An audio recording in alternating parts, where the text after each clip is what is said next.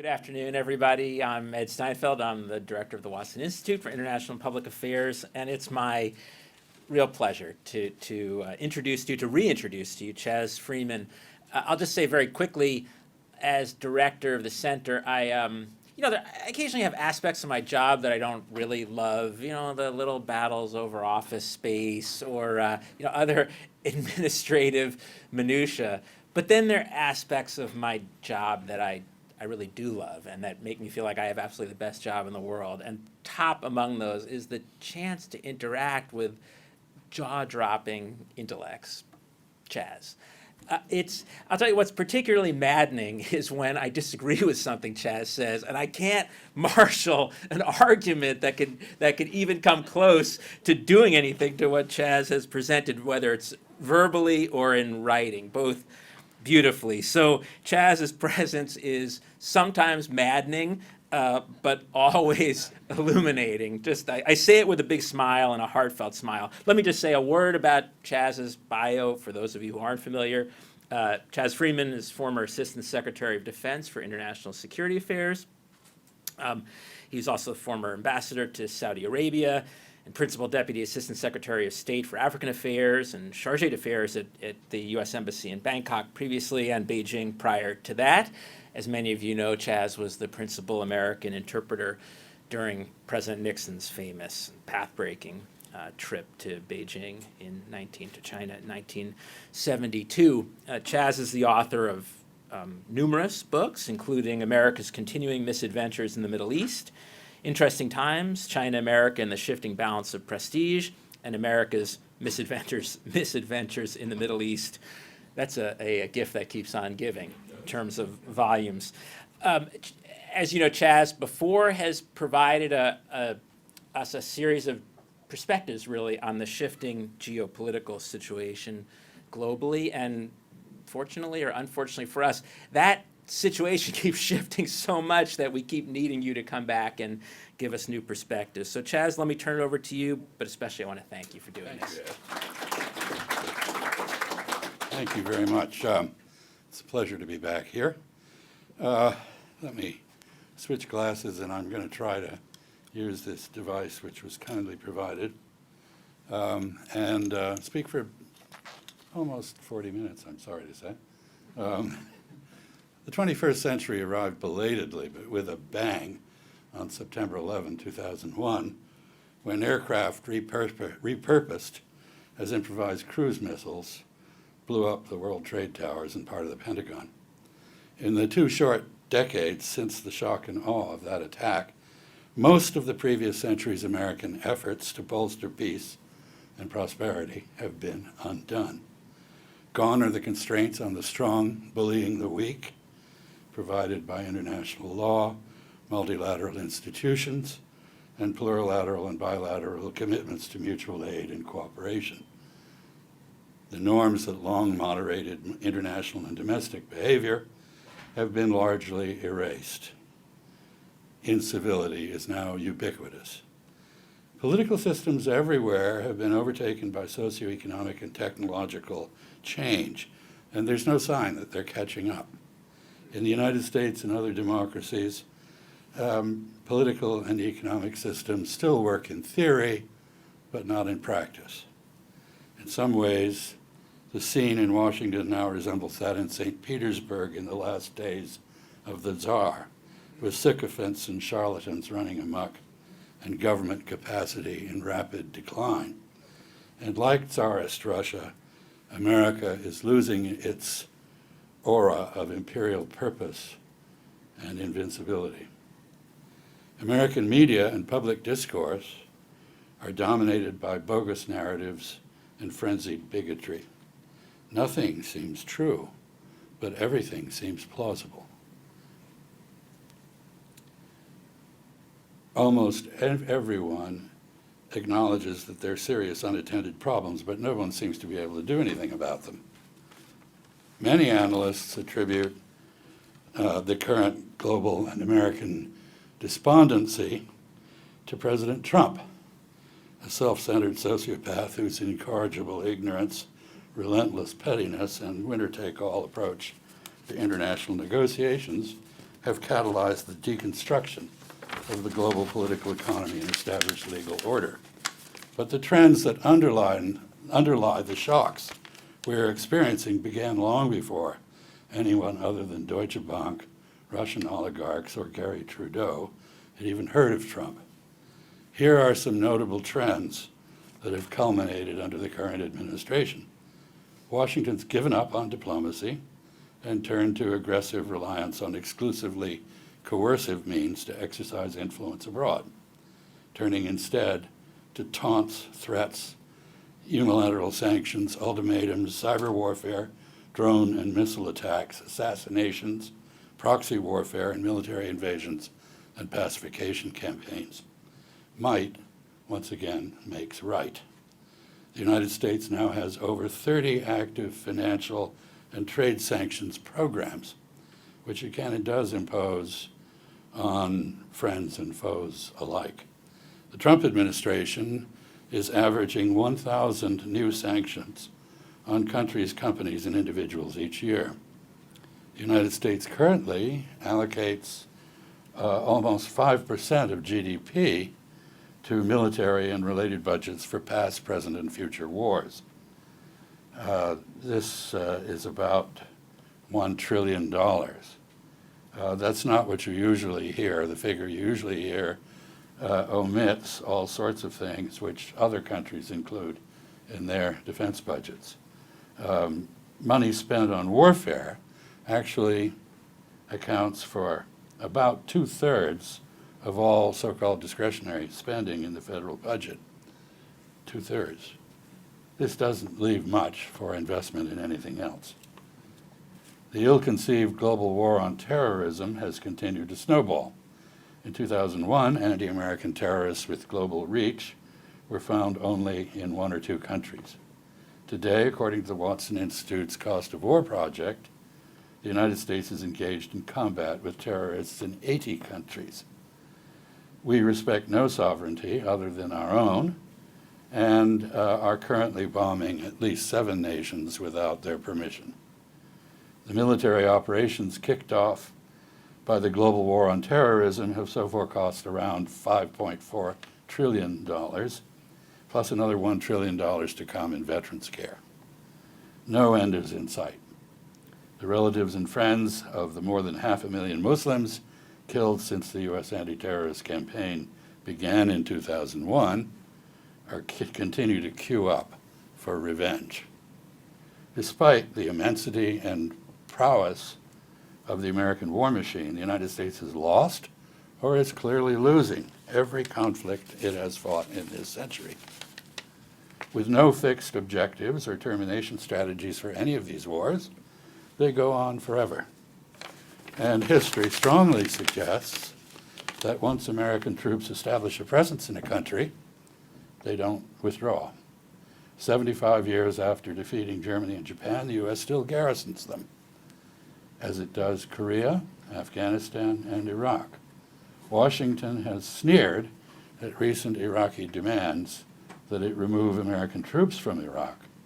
It has instead promised to punish Iraq if it persists in pressing for a U.S. withdrawal. This is the behavior of an imperial occupying force, not the deference to local pride and sovereignty characteristic of an ally. Such arrogance makes the humiliating expulsion of U.S. forces or terrorism by local nationalists against them inevitable. Once famous for steadfastness and the value of our word, the United States has definitively repudiated the long-established principle of pacta sunt servanda, which is Latin for agreements must be kept, and replaced it with capricious abrogation of treaties, arbitrary withdrawal from accords, wanton sabotage of multilateral compacts, and money-grubbing hedging of security commitments. Examples include arms control treaties, the UN Security Council approved nuclear deal with Iran, the Paris Climate Accords, the Trans-Pacific Partnership, or TPP, the Arms Trade Treaty, and previously unquestioned commitments to defend allies in Europe and Northeast Asia. The United States has not just forsaken but in some instances sought to hamstring the multilateral institutions engaged in global governance and cooperative rule setting that we once sponsored, setting their mechanisms for dispute resolution aside in favor of bilateral confrontations and tests of strength.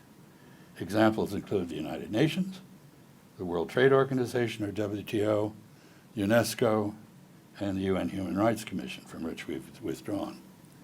Washington has replaced market-driven trade based on comparative advantage with the tariffs, quotas, and government-managed exchanges characteristic of mercantilism. Trade policy is now a national security function, embodying economic nationalism and the vested interests of the corporate and military-industrial elites. As China has continued to cut tariffs and eliminate quotas for other trading partners, U.S. tariffs on imports from China have risen from an average of 3.1% to 19.3%, a level last seen in the Smoot-Hawley tariffs that helped bring on the Great Depression. America's other major trading partners are on notice to expect protectionist pressures like those we've imposed on China. Rapacious rent-seeking is replacing the national interest as the justification for U.S. military commitments overseas. The Trump administration has begun to demand that U.S. military installations and troop deployments be paid for by the nations they help defend. This is a significant contributor to the current growing dissensus in U.S. alliances. It treats the U.S. Armed Forces as mercenaries rather than as defenders of U.S. national security, which is what they think they're doing. As U.S. defense commitments originally formulated to assure strategic denial of defeated adversaries to the Soviet Empire erode, these former adversaries, nations like Germany and Japan, have been left with no choice but to rebuild their capacities to act independently of the United States. Finally, U.S. unilateralism threatens to bring about the de-dollarization of the global economy. The dollar is used everywhere as a unit of account, store of value, and medium of exchange. Roughly 90% of global foreign exchange transactions currently involve a dollar leg of some sort. About 40% of global trade outside the United States is still invoiced and settled in dollars. Almost 60% of US dollar banknotes circulate internationally, generating seigniorage revenues that the Federal Reserve remits to the Treasury. Seigniorage, of course, is the difference between the face value of dollar bills and the negligible cost of printing them. The universal use of the dollar as a global currency has meant lower transaction costs for U.S. businesses engaged in international commerce, lower financing costs for borrowers of dollars, and lessened sensitivity to global economic fluctuations for the U.S. economy. These exorbitant privileges, as a French finance minister once called them, have been a significant U.S. competitive advantage. But as the United States increasingly restricts the use of the dollar through unilateral sanctions, the dollar is ceasing to be usable everywhere. Dollar dominance has enabled the United States to wield enormous extraterritorial influence in support of its geopolitical objectives. But there's growing international resistance to Washington's now routine abuse of dollar sovereignty to turn foreign banks into instruments of punitive U.S. policies opposed by their own governments. America's friends and foes alike are considering how to end the dollar's central role in global trade settlement. No one can now take the primacy of the dollar in international trade and investment and the U.S. geopolitical hegemony it has underwritten for granted. These changes in U.S. policies and practices and their impact on the evolving international system are inevitably eliciting foreign reactions and counteractions, many of them detrimental to U.S. interests. Each implies a very different set of world orders than the one we have known, and each entails a diminished role for the United States in decisions that affect global stability and prosperity. Sadly, there is now no policy process in Washington capable of considering how to shape the American and global futures. Congress has unconstitutionally delegated most of its authorities relating to peace, war, and foreign affairs to the executive branch. But the great departments and agencies of that branch of government are no longer effective participants in national decision-making. They have become little more than stages on which political performers sing the president's praises and strut their stuff in hopes of celebrity, future riches, higher office, or all three. The U.S. ability to adapt to change is severely constrained by fiscal incapacity. Tax revenues are chronically short of expenditures. The last time Washington balanced a budget was in 2001. Sorry about that.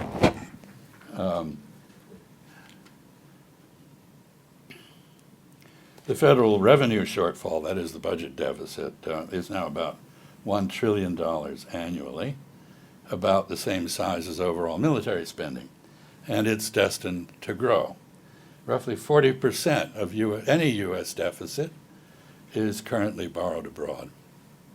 There's no money for the maintenance of human and physical infrastructure, let alone new initiatives to enhance economic competitiveness or project American power abroad.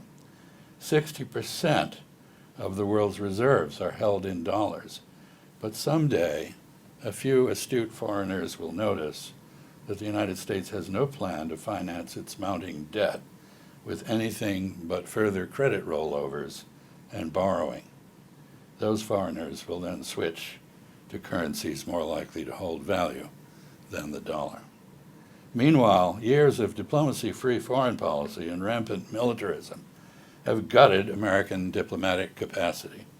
This has left the U.S. military to manage America's international relations. But the generals and admirals have no answers to the dilemmas their own regime change interventions and forever wars have created, let alone the pressing economic, technological, global governance, and financial challenges now facing the country.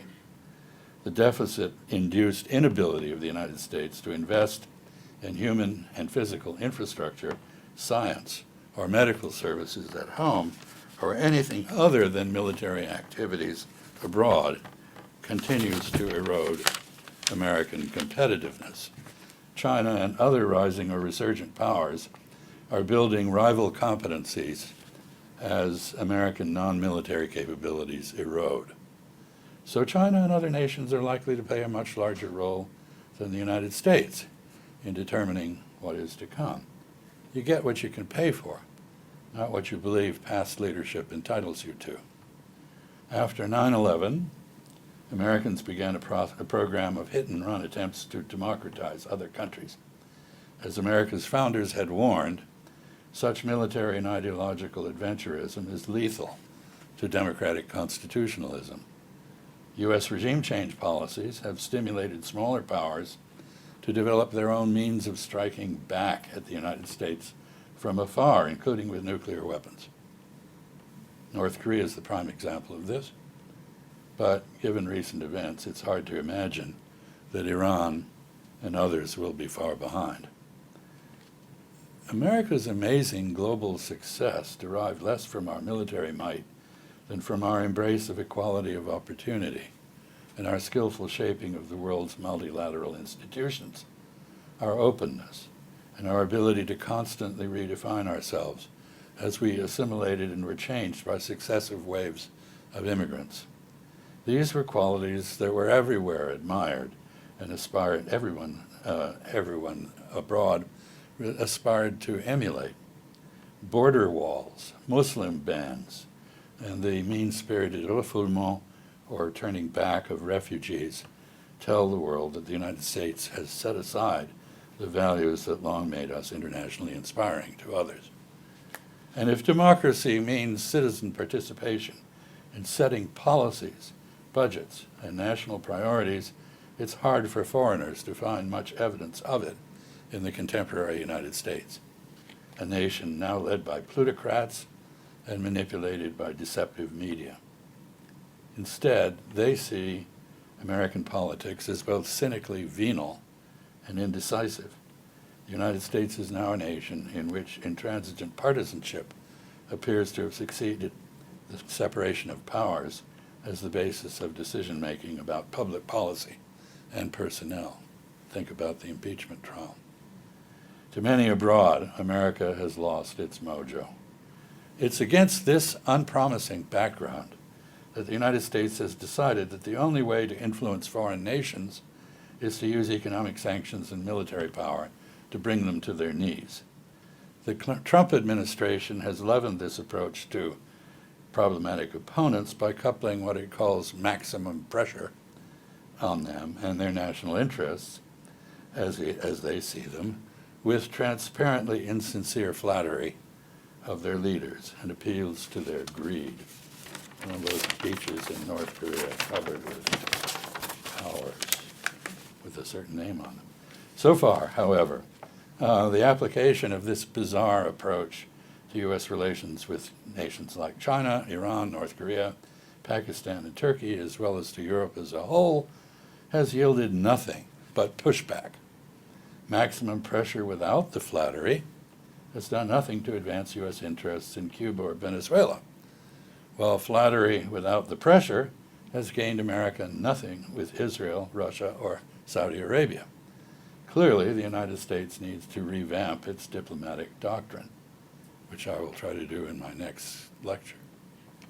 In the meantime, Americans must expect increased hedging on the part of their traditional security partners. Even Britain now seeks to reduce dependence on the United States and its military technology. Germany and Japan are cautiously rebuilding the capacity to act on their own interests internationally without regard to the United States. As they do so, they are rearranging their strategic environments. It's unlikely that any foreign nation will attack the United States, since the consequences of doing so for an attacker would be so severe. But in time, many of America's erstwhile military allies and protected states will reemerge as at least limited rivals of U.S. power in third countries and regions. Their previously confident dependence on the defense capabilities of the United States had so far successfully precluded this. But as they look only to their own interests, they will be ever less likely to make common cause with the United States on matters that concern them less than they do Americans. That's unfortunate. For decades to come, both the security of Americans abroad and their safety at home are almost certain to be imperiled by delayed reactions from the relatives, friends, and co-religionists of the many dead in our so-called global war on terrorism. International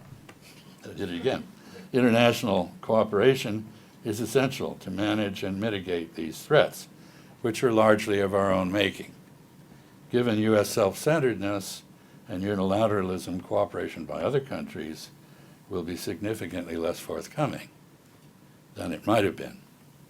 Meanwhile, the foreign adversaries of the United States will begin to subject Americans to the deadly techniques Washington has devised to kill presumed terrorists since 9/11. Assassinations, cyber war, drone attacks, and the like. The good news is that what in the military is called the attack surface, the bases and deployments accessible to enemy attack, that the United States presents to foreign foes will shrink as American forces are brought home, either at our initiative or that of the countries they have garrisoned.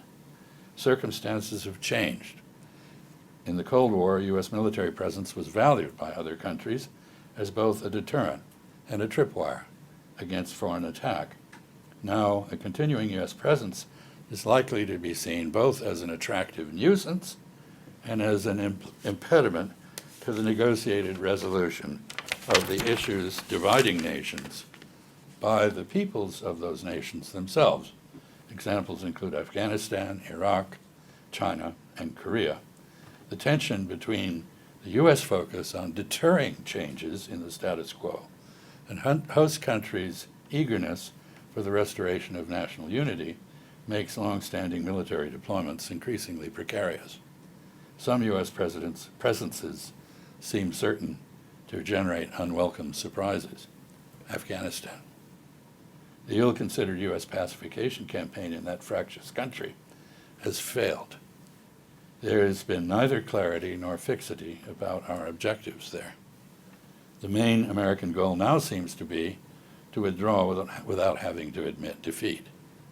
For now, however, U.S. and NATO forces remain a feature of the political military landscape to be exploited by all sides in their ongoing ethnic and religious conflicts and struggles to siphon off foreign aid and control the drug trade. As long as foreign troops remain in their country, Afghan factions will avoid the compromises with each other that the foreign presence enables them to sidestep or delay. The withdrawal of U.S. and other foreign forces would remove a key impediment to peace. The United States should let Afghans work out Afghanistan's problems, even as we retain the ability to return to Afghanistan if it once again becomes a haven for terrorists with global reach. Iraq. The Shiite Arab majority in the Baghdad parliament, as I mentioned, has now formally demanded the departure of U.S. and other foreign forces. But the Kurds and many Sunni Arabs in Iraq view a continuing U.S. presence as essential to preserve their ability to defy the authorities in Baghdad. The United States has inadvertently become the essential bulwark of the ethno-religious divisions that our invasion and occupation of Iraq energized. U.S. withdrawal would force Kurds, Sunnis, and Shia to attempt to hammer out a modus vivendi of some sort within a more unified Iraq. If successful, this would dilute Iraq's sectarianism, deprive the so-called Islamic State of space to maneuver in a divided Iraq, revive Iraqi nationalism as the antidote to Iranian domination of Iraqi politics, and reopen the possibility that Iraq might once again balance Iran. Taiwan. The separation of the island from the rest of China resulted from a civil war among Chinese that was suspended but not ended by U.S. naval intervention in June 1950, right after the North Korean invasion of South Korea. Taiwan has since emerged as a far more attractive society than that on the mainland. But the military balance in the Taiwan Strait has shifted decisively, overwhelmingly, against Taiwan. In this context, the Taiwan Relations Act's vague, unilateral U.S. undertaking to help defend the Chinese on Taiwan from those across the strait provides Taiwanese with a persuasive rationale to avoid pursuing an agreed relationship with Chinese on the mainland. As frustration with the direction of Taiwan's politics and American policy mounts in Beijing, a resumption of the Chinese Civil War is becoming more rather than less likely. Less rather than more U.S. military involvement would arguably both improve prospects for a negotiated resolution of Taiwan's status by the Chinese parties themselves and eliminate the most likely casus belli between China and the United States.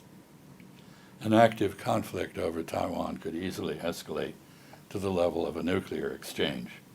U.S. policies that sustain involvement in this latest phase of China's civil war are long overdue for some sort of strategic triage. Korea. U.S. intervention in 1950 successfully prevented Korea's unification under Pyongyang. The Korean War resulted in an armistice, but no peace. In the 1950s, 60s, and 70s, a large U.S. troop presence was almost certainly the principal deterrent to renewed attack on the South by the North. But the balance of power on the peninsula has long since shifted decisively in favor of the South, which has become one of the most successful societies on the planet. Today, South Korea's economy is 50 times bigger than that in the North. When I first went to Korea at the beginning of the 80s, they had the same size economies. South Korea's armed forces are also vastly better equipped. In this century, an increasingly self-confident Seoul has begun to explore the possibility of peace with Koreans north of the 38th parallel. But the United States has remained exclusively focused on the North Korean military threat. Seoul and Washington are no longer in sync, still less in lockstep. Kachikapsida, which is "we go together," the slogan of U.S. forces in Korea, rings increasingly hollow.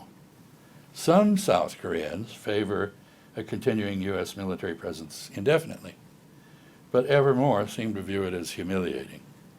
Despite President Trump's 3 meetings with Kim Jong-un, the United States continues to resist addressing North Korea's security concerns as a prerequisite to facilitating arms control, including denuclearization and intra-Korean détente, peace on the Korean Peninsula. The American warfare state is adamantly opposed to any troop drawdown in Korea. But the possibility, successive presidents have tried that. Jimmy Carter was promptly frustrated by the U.S. military. There's now a law passed by Congress that will not allow withdrawal. But the possibility that South Koreans will insist on such withdrawals is increasing. This is in part because they don't want to get caught between the U.S. and China and involved in escalating Sino-American tensions, and in part because they want a free hand to craft a relationship with their fellow Koreans to the north. The consequences for the U.S. position in Northeast Asia of a falling out over troop withdrawals could in many ways be as strategically damaging as North Korea's unbroken drive to acquire a nuclear deterrent capable of striking the United States is. As Washington replaces staunch commitments to other countries with non-committal stands and U.S. alliances decay, the risks of American self-isolation from multilateral bodies are also becoming ever more apparent. American repudiation of multilateral agreements like TPP and the Paris Climate Accords did not kill these projects or institutions or cause others to discard their objectives.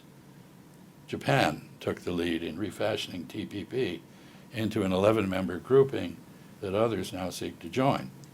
It is now, in effect, forging a loose Japanese-led order in East Asia to balance China, which I will devote part of my last lecture to.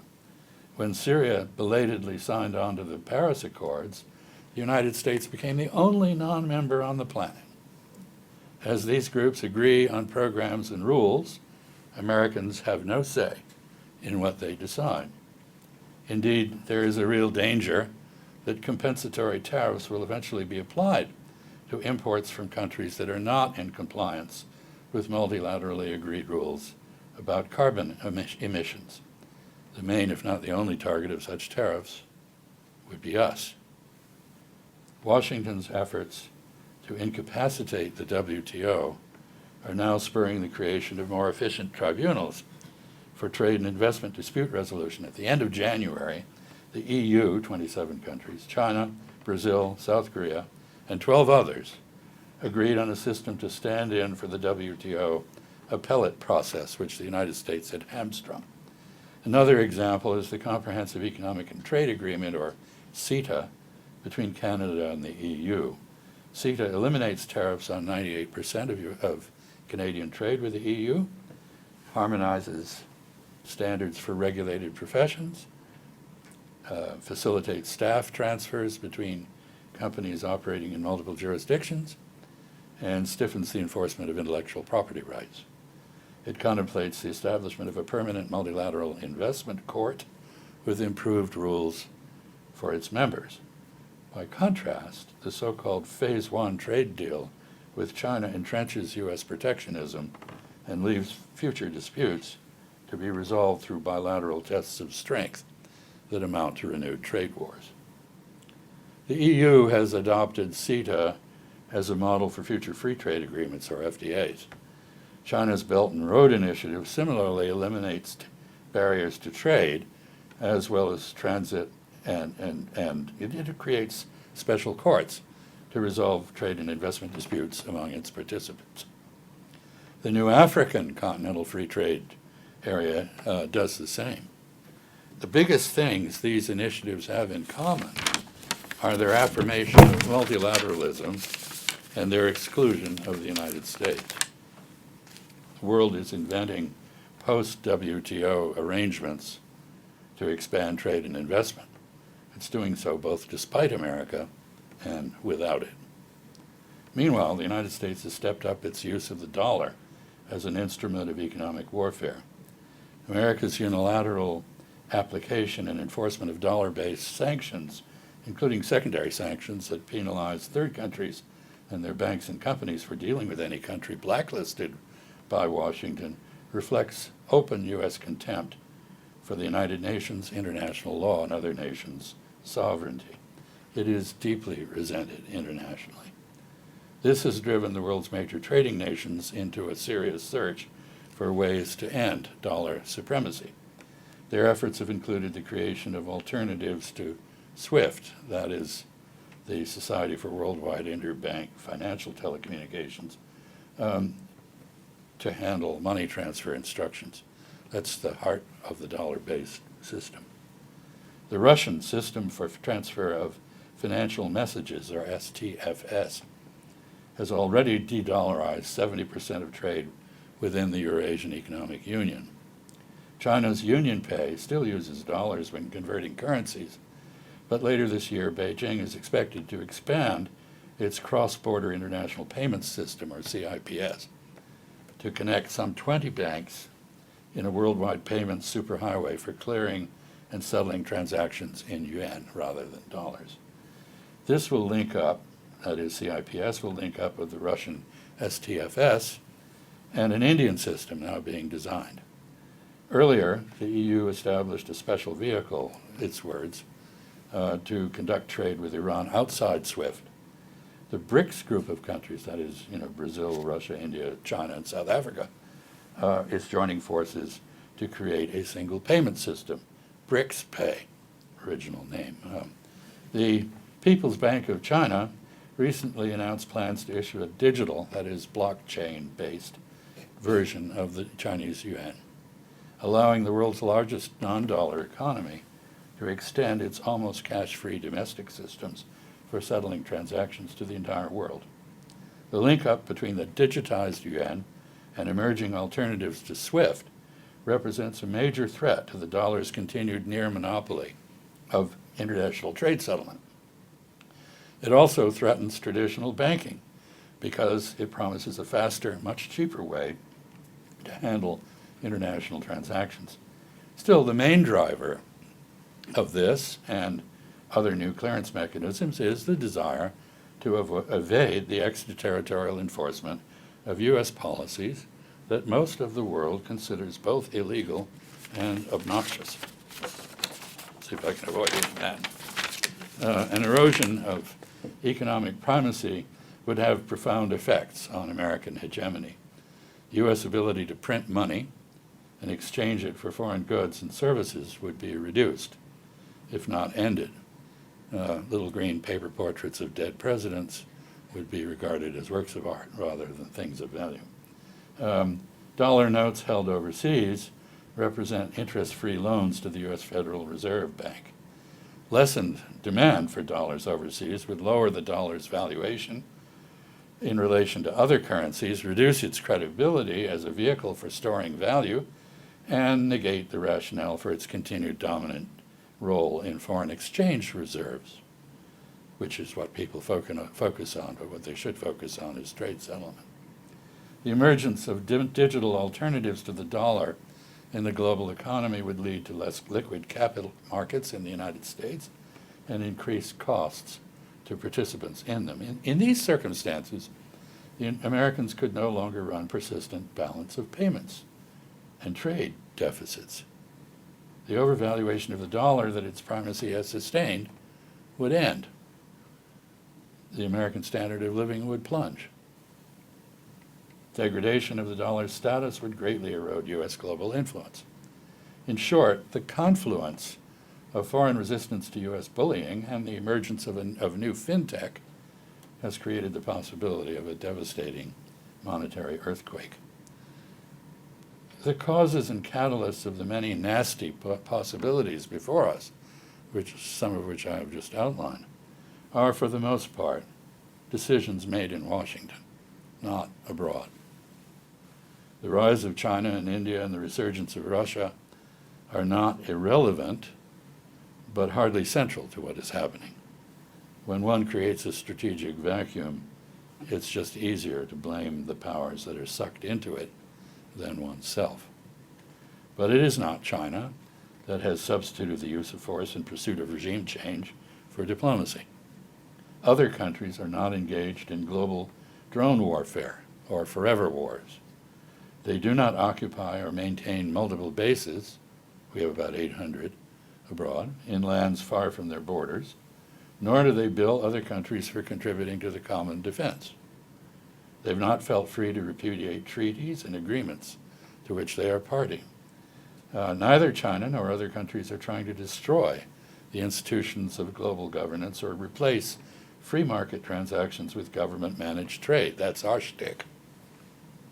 And they are, with the notable exception of Israel, other countries are not asserting a right to assassinate foreign officials. And they're not imposing unilateral sanctions or waging financial warfare on others. All these things are examples of American self-sabotage, not predatory foreign behavior.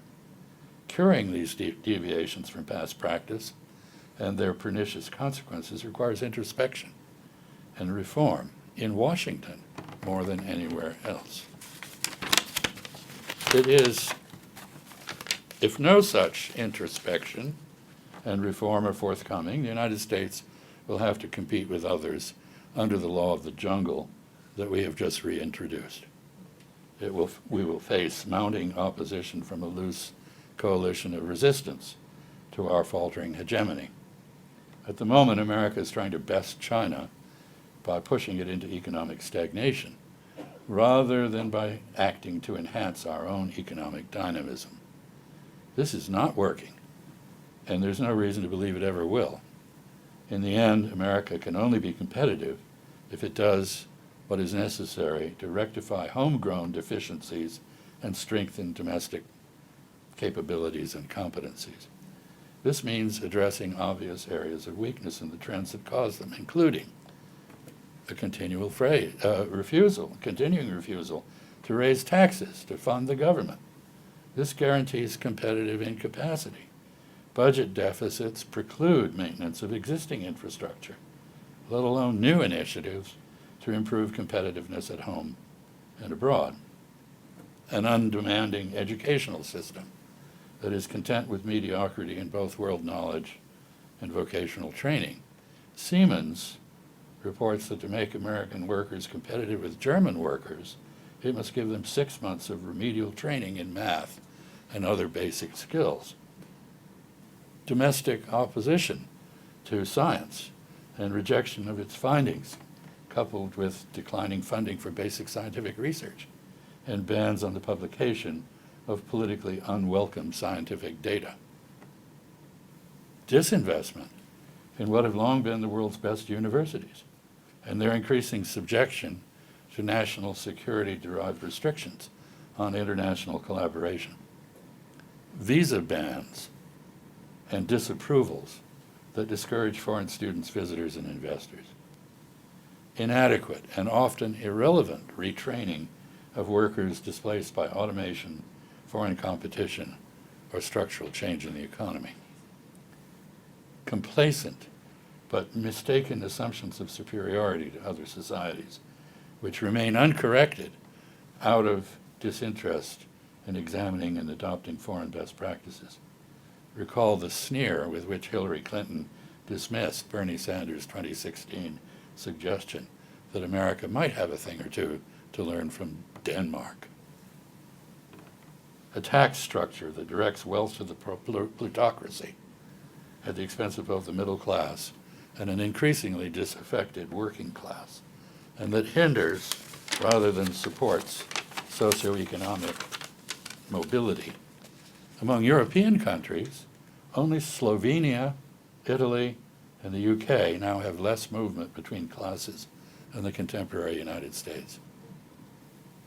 Racial prejudice and growing barriers to the admission and absorption of both foreigners and their ideas. An economy that is dominated by uncompetitive oligopolies in which laws and regulations protect vested interests at the expense of new market entrants, and in which, contrary to the conventional wisdom, innovation is in secular decline. There are rankings of these things, and we are sinking. Finally, disdain for expertise and a marked decline in the competence of government officials. Many Americans know what we need to do to up our game. Still, there's next to no public discussion of our competitive weaknesses, their causes, or their remedies. We're in an election year, but few candidates have offered anything other than vague, cost-free prescriptions for restoring American competitiveness.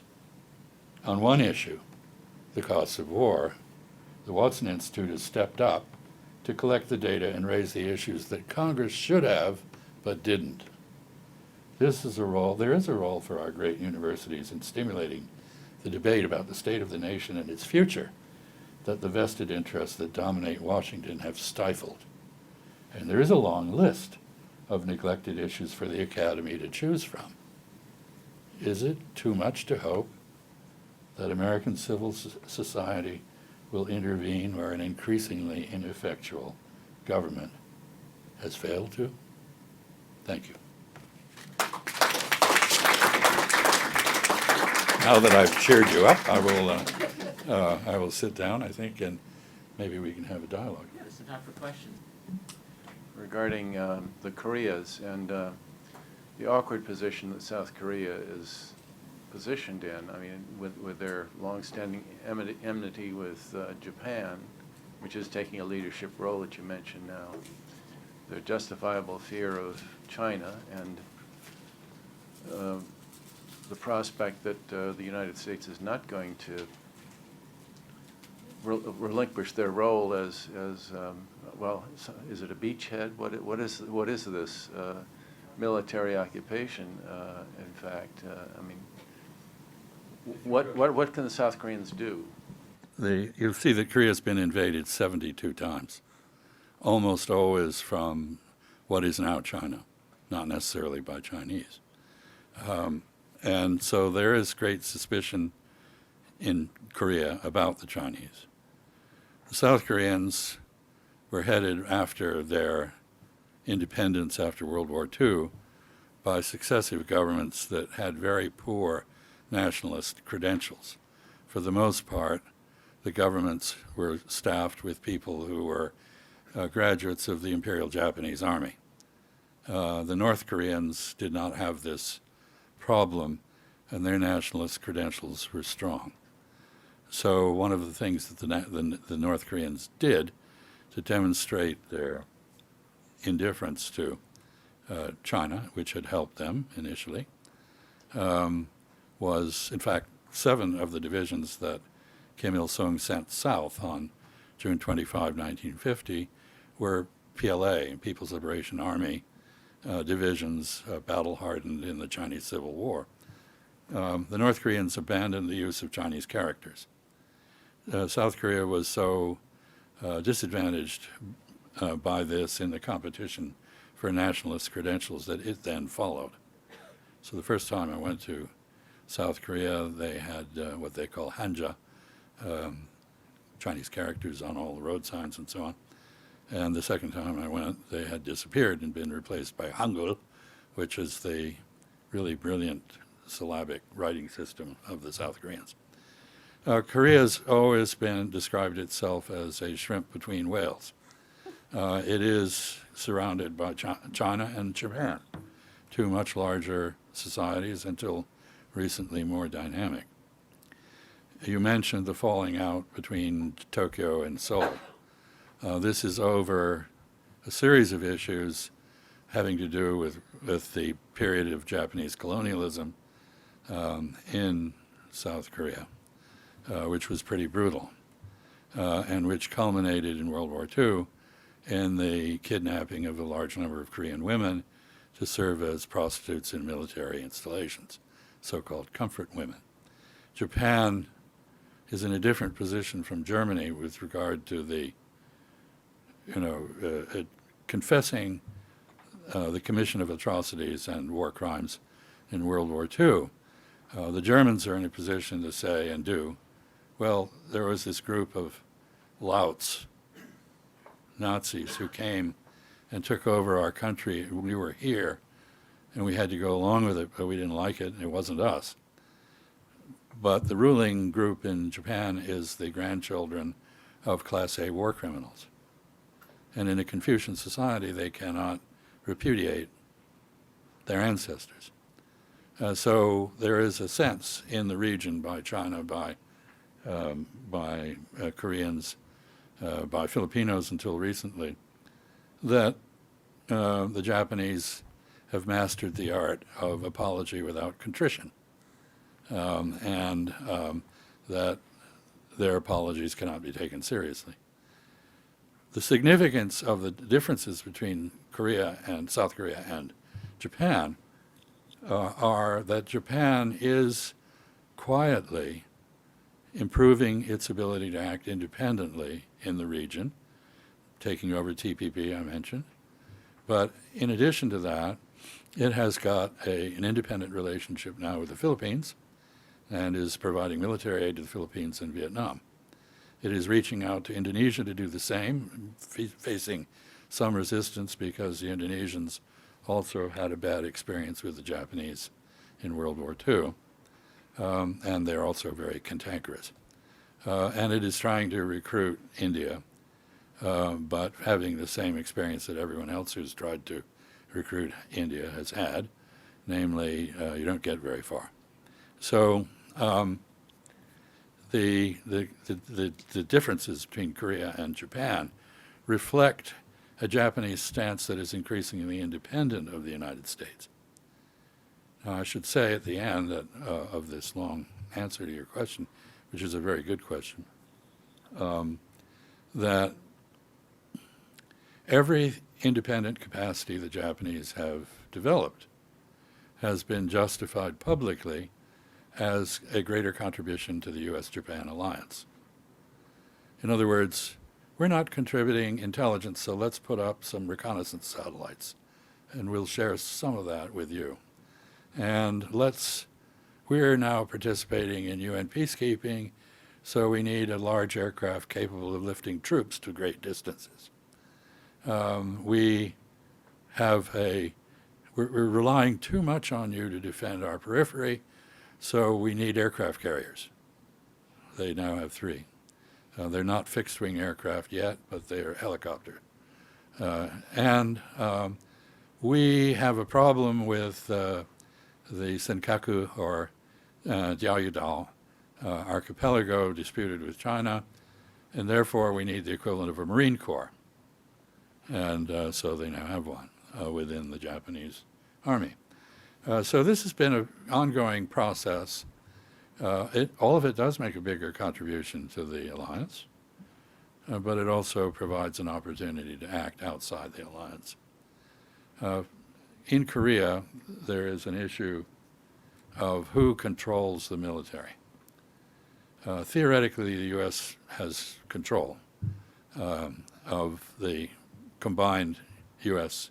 and Korean forces. 20 years ago in Gwangju in the south, the Koreans showed that if something happens in Korea of concern to Koreans, they will ignore the American commander. So there are a lot of questions now. North Korea is surviving. It is a buffer state for China between China and U.S. forces in Korea. But it would be easy to imagine that Kim Jong-un would fall off the white horse he periodically mounts to make films, or down the stairs, or die of what a Chinese friend called hardware disease, which is when there's a piece of metal in your brain from a gun. If any of these things happen, there could be widespread instability, fighting, insurrection in North Korea. If that happens, I wouldn't bet on South Korea not acting, because under the South Korean Constitution, North Korea is part of South Korea. And they're very jealous of their independence, very nationalistic, both North and South. Sorry, long answers. And I'd also like to ask, I know there are a bunch of students in the room, so please ask questions in the meantime. Yeah. Well, thank you for your remarks. You've made it clear that the policies of the United States have been, or the future of the United States, the gloomy outlook that you have painted today and on other occasions, has been exacerbated by the policies of this administration. But you've also made it abundantly clear that these policies stretch back decades Of course. under administrations from both parties.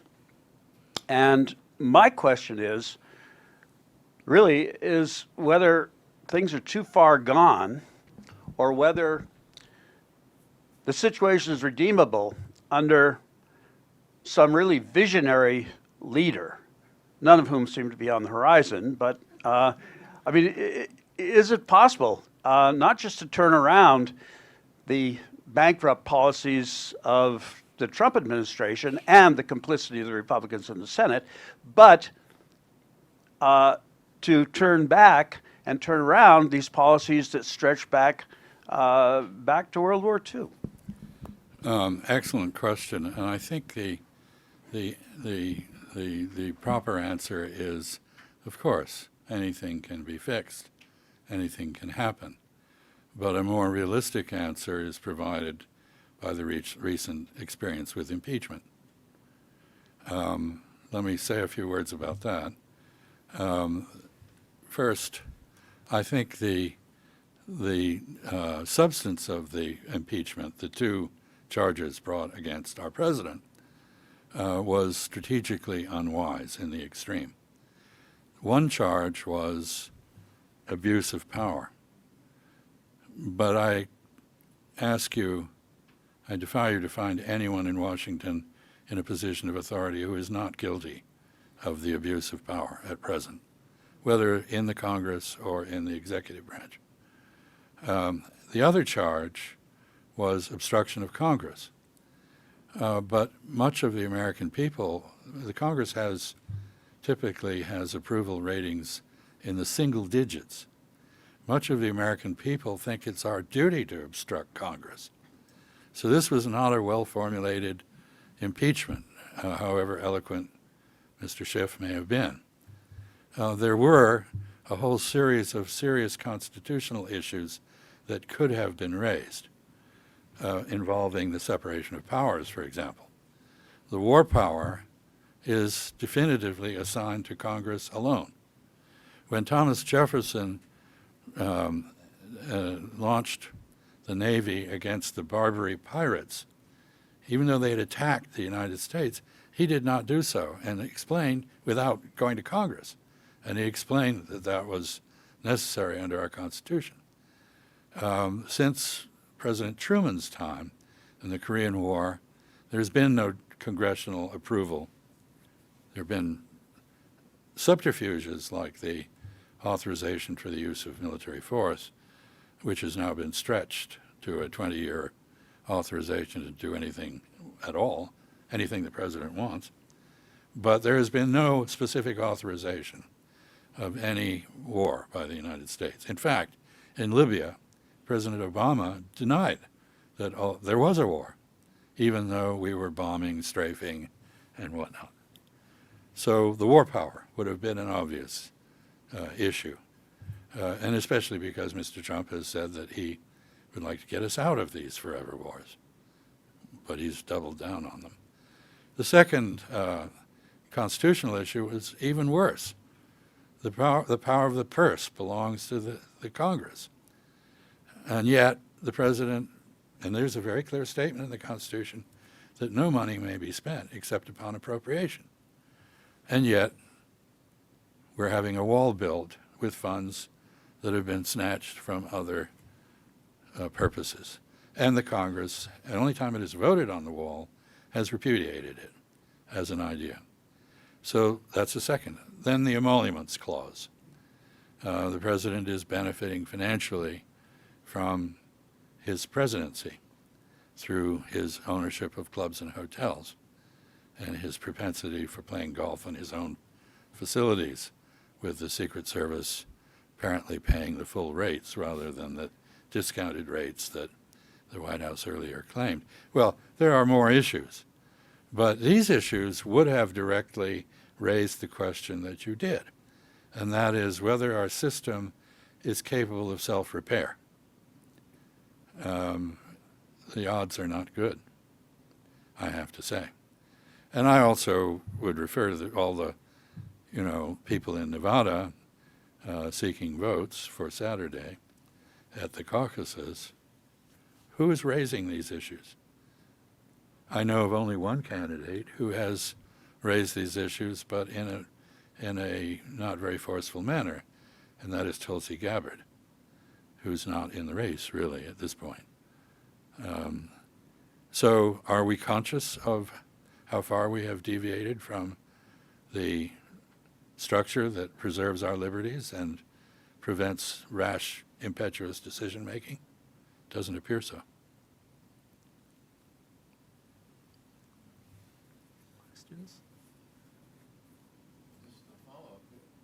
What do you think the reason is for the Democrats not to have picked these issues? Do you think it's possible that it was because that scenario you painted would have taken us past the election, and they really wanted to get this done quickly with a sort of a simpler, more simple-minded? I think Nancy approach. Pelosi, who is a very strong grip on the House, did not want to pursue impeachment because she correctly judged that it would backfire politically and it would agitate the president's base and would have no credibility with them and would divide the country.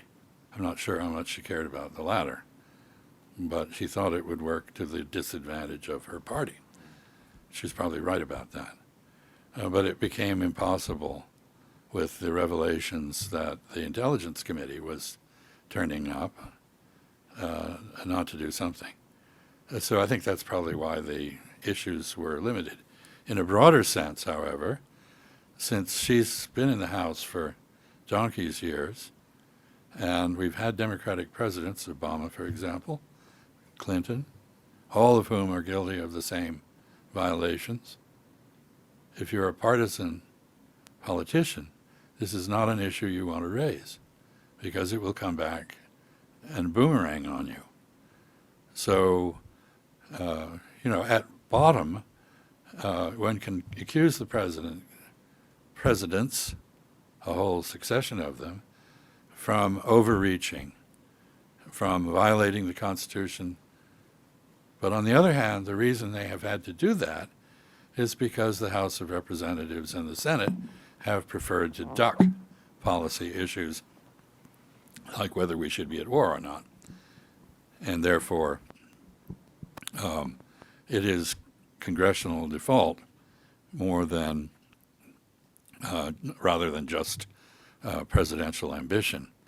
I won't speak about the Supreme Court, which seems to be off its meds at the moment, but we have a problem. We have three institutions of our federal government, three powers: legislative, judicial, and presidential. All of them now lack legitimacy in the eyes of much of the public. What do we do about that? I don't know. We're having an election. This is when you're supposed to do things about that. So the cure, we're told, for the failure of the Senate to behave like a jury, with people coming in and saying, "Oh, I know how I'm going to vote. I don't need to hear any evidence." The cure for that is the voters, which means that the Constitution is meaningless. Chaz, you describe a United States that's paralyzed, basically, politically, domestically, and then unmoored in its foreign policy, and a kind of a vacuum that's created, and other countries moving into that vacuum. But so many of the other major countries seem to face similar kinds of legitimacy crises. Germany with the rising right, the UK paralyzed over Brexit, France with its own set of problems. China, the government behaves certainly as if it has a legitimacy crisis. And, you know, when you start getting into president or party secretary for life, that's never a good sign. And Putin's Russia. So I guess the question is twofold. One, why do so many countries that are so different institutionally all seem to be in this category of, you know, major institutional legitimacy crisis? And then secondarily, what's the implications of that kind of global political crisis for how this vacuum gets resolved? I think, in all honesty, that the democracies are far more affected by this problem than the autocracies. I don't agree that Putin has a legitimacy problem. I mean, certainly we don't regard him as terribly legitimate, but in the end, it's the citizens of Russia who have to decide whether he's legitimate or not. Xi Jinping, I think, has made all sorts of mistakes in terms of centralizing too much power in his own hands. But the test of legitimacy and effectiveness is whether you can make decisions. And that system can make decisions. We can't, apparently. You know, we have so many issues now piled up. We have tried to do health care reform for 20 years. We did something which, in my view, was a giveaway to the insurance companies. It basically kept this administrative rake-off layer between the patient and the medical practitioner. I don't know what sort of insurance you have, but you know, I just, as you know, had an unfortunate set of medical adventures, one of which involved the unexpected amputation of a toe, and then pneumonia from the general anesthesia. And I get bills that say, you know, you owe $11,000 for the time in the operating room, and you know, for your anesthesia you owe $5,000, but then it's discounted, and then to something. And if I didn't have insurance, I'd be liable for the $11,000 and the $5,000. Because I have insurance, all I have to pay is hundreds of dollars. But I can't figure out, for the life of me, what the basis for any of these charges is. And I even had an experience some years ago where the insurance company was charging, I think it was about $1,000 for a piece of equipment, and I went online and bought it for $300. And I called the insurance company and I said, "You're getting ripped off." And they said, "What's it to you? You're not paying for it." Well, actually I am, in the insurance rates. So we have a problem with health care. We have a problem with not paying for our government operations. We're borrowing money to do that. We have problems with all sorts of elements of our system. Our highways are falling apart. The bridges, according to the engineers, are mostly unsafe, and we know that. And we have a transportation problem.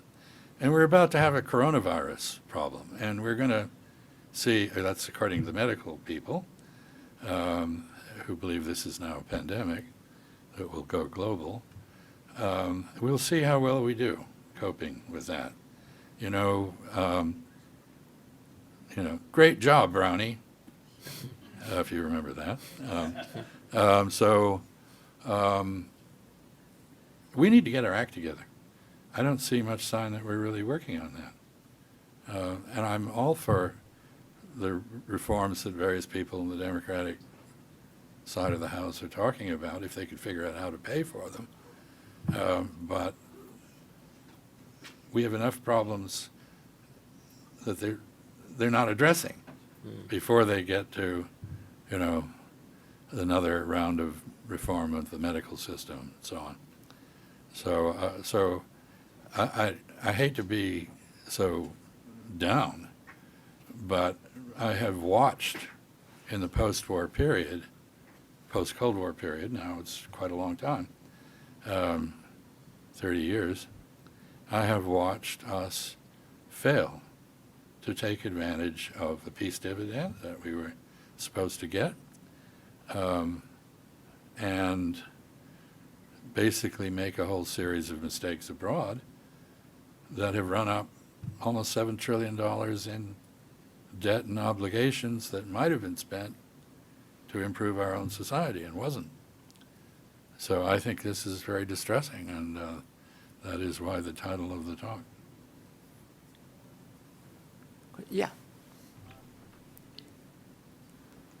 Thank you. Do you see the rise of authoritarianism both here and all over the West more as a kind of a temporary blip, or more of an exposure of the weaknesses of liberal democracy overall, and kind of a response to technological, or the displacement caused by technology, or an automation and immigration, like kind of those short-term sorts of things, or do you see a big long-term shift in the West towards authoritarianism? A few years ago, our grandson got married in northern Pennsylvania, and my wife and I drove through that area, which is full of the supporters of the president.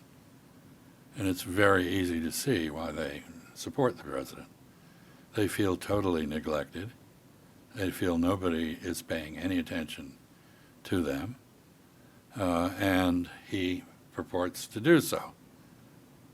So we have a very disaffected white working class, former people who were in manufacturing, who were not given the training they needed or the help they needed to adapt to structural change, whether it's caused by automation or foreign trade or whatever. And generally speaking, what we have in this country is a lot of very angry people who don't think the system is working and are willing, therefore, to experiment with the Führer. You know, it's all very familiar. We get a strongman. And it's not unique to the United States, of course, as Ed pointed out. We have the Alternative für Deutschland coming up and really providing an atmosphere in which this shooting the other day could take place. We have the same thing going on in India against Muslims. And we have the confusion Ed mentioned in Brexit, which is a dissatisfaction and a willingness to try something that frankly is probably crazy. So systems are not working. And I think the minute that the system in China, and this may be the minute, fails to deliver economic growth, job growth, and rises in the standard of living, the legitimacy of the autocrat is going to be challenged, whether from within Zhongnanhai or on the street is to be decided. But as I said at the outset, you know, democracy, democratic systems, market economies, and so on, are working in theory. They're not working in practice. It suggests we need to do something. So if you have any great ideas, I urge you to run for office. Yes, Noah. They won't Thanks let for you. waiting for the mic. They won't let you. Thank you. You talked about the looming descendancy of SWIFT and the dollar as a reserve currency. So if we assume that the next administration stops its practice of unilateral dollar sanctions, what is the argument that it should make to other central banks to resist those alternative vehicles? And I guess more interestingly, why should other central banks even buy that argument? I think there are two issues. One is the efficiency of digital trade settlement, and the Treasury may have to issue a digital dollar to compete with other systems. So that's one issue, and there's one argument that you have no advantage. If the United States swears off what is frankly bullying other countries, then would you rather have, it's sort of like the choice that the world is now faced with.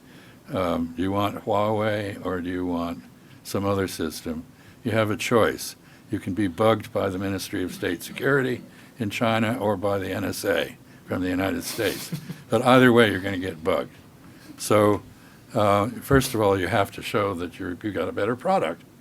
And I would argue that the case for the dollar, if this issue is removed, is pretty strong. It's established, the mechanisms work, it's had a long run as a store of value, and so forth. But this would depend on our going to Basel or someplace and offering ironclad assurances that we were going to return to respect for multilateral approvals for these kinds of actions, and sign up everybody else to that. Now, we are not the only ones who are guilty of bullying. The Chinese bullied South Korea pretty thoroughly when we appeared to be about to expand an anti-missile system there that the Chinese believed could detect their deterrent before it deterred. Unfortunately, people are following our example. Japan did the same sort of thing to South Korea at one point. So we're setting an example that is the law of the jungle. If we want to get rid of that, we're going to have to repent and be saved, I guess. Yes. The coronavirus seems that only an authoritarian government like China could have done what they were, suppress everything.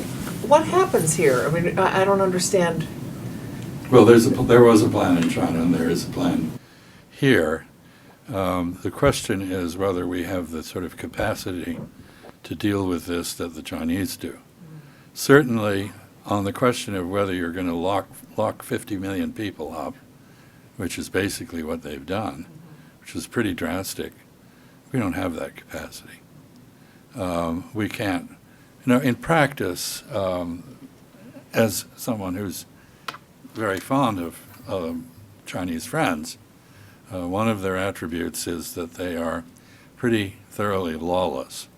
And the minute that the central government says, you will stay in Wuhan, or the mayor says, or the party secretary says that, everybody gets out their canoe and starts paddling across the river. But here, given the freedoms we have, I don't think we could do that. Now, there's a real question about whether that is, in fact, an effective approach to containing the virus.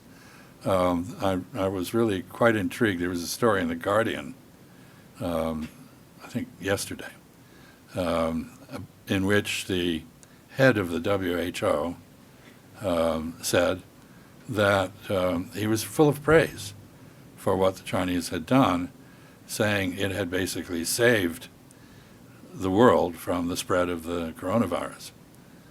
But he noted that very few governments have the capability to do this.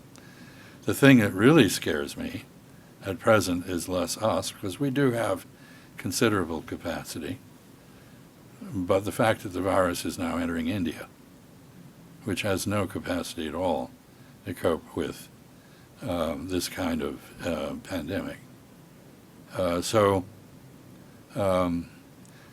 think the people in CDC and the virologists who are coming on the tube now to correct all the disinformation that is going around are probably correct. We're probably looking at a global pandemic. if we're lucky, this virus will adjust to its host, namely us, and stop killing people. And it will become like the common cold or the flu, which is has killed 20,000 Americans so far this year, as I think is correct. There are advantages on some occasions to authoritarianism. For the most part, I don't think it's a very sound system. And you saw that in the beginning of this, when people in Wuhan were afraid to give bad news to their superiors. That is Deng Xiaoping once asked me the question, what use are foreigners, which is a very Chinese question. I said, I don't know, what do you think the use of foreigners is? And he said, you're not afraid to die. You come in here and tell me what you think. Everybody else comes in and tells me what they think I want to hear. And there's a great deal to be said for a system that allows information to flow upward. I would say that Boeing, a corporate structure, which I'm familiar with, suffers from the equivalent of authoritarianism in the inability of lower levels to speak honestly to the top. And so I remember one scene in Seattle when Boeing was headquartered there, where the head guy, who will remain nameless, said something like, the sun came up in the east this morning. And his subordinates all said, brilliant insight, never thought of that. When you hear an organization indulging in that kind of stuff, you know it's going to make a mistake. Well, Does anybody else have some questions? Yes, in the back, and then one the here. young And lady. Okay, thanks. We'll do two final questions. We can start with you. Or not. Oh. Yeah, go ahead. Yeah. So you mentioned that Japan's increasingly acting independently. An example of that is their assumed leadership on TPP. Mhm. Are they taking any leadership strategy that's different than in terms of TPP that the U.S. did? Well, they eliminated the sections of TPP that protected big pharma in the United States. That went out. And some of the provisions on state-owned enterprises were taken out because Vietnam in particular has a majority of state-owned enterprises, although it has a rapidly growing private sector. I think the more interesting thing is if you look at the pattern of Japanese behavior, I mentioned a few things. They're breaking with the United States on the Korean, on a trilateral alliance with Korea. They had just had about 3 weeks ago their first ever historical naval exercise with the Russian fleet, the Strait of Hormuz. Never happened before. They once sank a Russian fleet. They are clearly differentiating their policy toward China with a process of rapprochement going on between Mr. Abe and Xi Jinping. And Xi Jinping, coronavirus permitting, making a visit to Japan this spring. Abe was just in Chengdu. They, as I mentioned, have abandoned some of their pacifism and are providing military assistance to other countries in the region. Clearly, they're building a loosely connected Japanese-led structure offshore. Now, the question is, what is the United States going to do about that? If you live in Washington, which I do most of the time, what you hear is people gnashing their teeth and saying, we've got to stop this, I mean, to the extent they're aware of it. We have to remain in charge and coordinating everything. I think this is a great opportunity because in the end, the countries in the region have to take primary responsibility for their own national interests and security and sovereignty. And the United States should help them. We should be bolstering that, not putting ourselves out front. So if they are willing to take more responsibility, as apparently they are, mostly, unfortunately, not because we urged them to do that, but because they lack confidence in us, then it's an opportunity for us to change our role to one of support rather than leadership. And I think that is about time.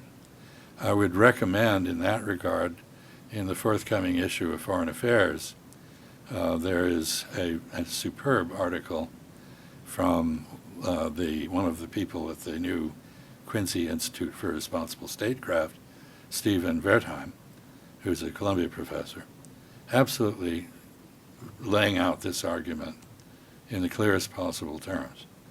There's another article opposing him. But he, I think, makes a very good case for the United States moving into a supporting role rather than being out front. Before we go to the last question, let me just remind everybody and welcome you all to participate in a reception that we'll have right after that's being hosted by the Brown Journal of World Affairs student publication here at the Watson Institute. So there'll be a chance to continue the conversation in just a moment. And to the final question. So, in your opinion, what would you envision for China and the Chinese society as a whole? Where would it move, especially in regards to the centralization of power in Beijing, rise of authoritarianism, and especially President Xi removing his presidential term limit? And what implications do you see for the foreseeable future of Chinese and American relations? Well, I don't think the two questions, one on Sino-American relations and one on what happens in China, are that much connected. That is to say, I think China will make its own decisions and mistakes and move in its own direction. I happen to think that the recent trends toward not so much centralization of authority in Beijing, which was a Zhurongji project, but Xi Jinping's personal centralization of all of the leadership groups. So he's the manager of everything. I think this makes China a great deal more brittle and vulnerable than a system that had a collective leadership and was more respectful of lower authority than the current system. So if it's more vulnerable, perhaps coronavirus and or something else will produce a reaction. If you think of what's happening, Xi Jinping has got a real mess on his hands. He has the turmoil in Hong Kong, which has spilled over to hardened attitudes in Taiwan against reunification. He's got the coronavirus, and he's got Donald Trump, and an American posture that is adversarial across the board. You know, this trade war started as an economic thing, and now is military, political, technological, and so forth. Not easy. As for Sino-American relations, in the short term, they're bound to continue to deteriorate. There is no, as I mentioned, no policy process in Washington worthy of the name at present that could examine what's happening and rein in those elements that are most injurious. In other words, we don't know what we're doing. So that is one big problem. On the Chinese side, I think basically the Phase 1 trade agreement is not even a truce. It's simply a pause in the combat. And we are going to see very quickly this pause fall apart. I think the administration will do everything possible to prevent that happening before the election. But I'm not sure they can make it. Think about this, for example. One of the major pledges the Chinese made was to buy a lot of American energy. But energy demand in China has followed the collapse of the economy as a result of coronavirus. There's no way they can meet their commitment. The levels of grain purchases that were imposed on them, basically, are greater than demand, require adjustments in relations with other countries like Brazil. The Chinese, by the way, are in the process of building a South American rail and highway link to Pacific ports to establish a basis for long-term dependence on Argentine, Uruguayan, and Brazilian grains and other products. That is a huge infrastructure project. It's not been abandoned. So even if the pause lasts a long time, a couple of years, I don't think it will, at the end of it, the Chinese are going to treat us like the supplier of last resort, because we've just shown them in every way possible that we are unreliable. And so I think deterioration in the short term is inevitable. But in the long term, there are so many things that we can't deal with without cooperation between the two countries that the logic of cooperation must restore itself. Climate change, arms control, trade structure and regimes, investment. And although we are breaking the world into two technological ecospheres at the moment, that is inherently inefficient and undesirable. And some leakage across those spheres is going to have to occur. So, for all those reasons, in the longer term, I'm optimistic. It's always darkest before the dawn. Yeah. Thanks for making us think. Thanks, Chaz. Thank you all. Okay.